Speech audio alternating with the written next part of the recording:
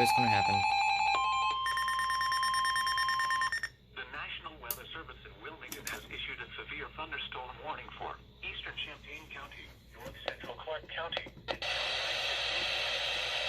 Has issued a severe thunderstorm was located near Urbana, north central 30 miles an hour, 60 miles an hour wind gusts. A severe thunderstorm was located near Urbana, moving northeast at 30 miles an hour. Damage to trees and power lines 60 miles an hour. Locations impacted include Urbana, North Lewisburg, Tremont Impact, expects damage to trees and power lines. Ken Bart, Newport Field, and Tallahassee.